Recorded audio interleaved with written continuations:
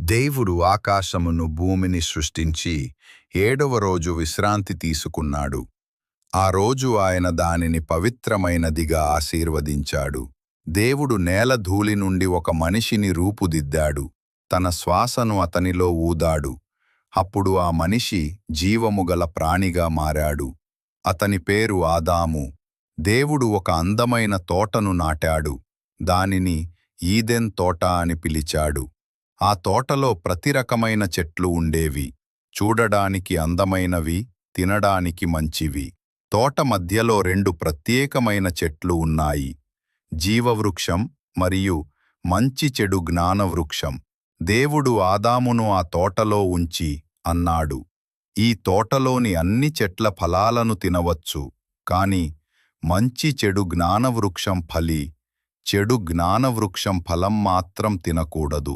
ఆదాము ఒంటరిగా ఉండటం దేవుడు గమనించాడు. అప్పుడు ఆయన అన్నాడు, మనిషి ఒంటరిగా ఉండటం మంచిది కాదు. దేవుడు ఆదామును నిద్రపోయేలా చేశాడు. అతని ఒక ఎముకను తీసుకొని దానితో ఒక స్త్రీని సృష్టించాడు. ఆమె పేరు హవ్వ.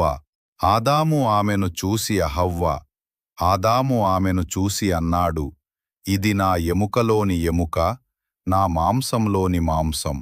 దేవుడు వారిని ఆశీర్వదించి ఒకరిని మరొకరికి భాగస్వాములుగా ఉంచాడు.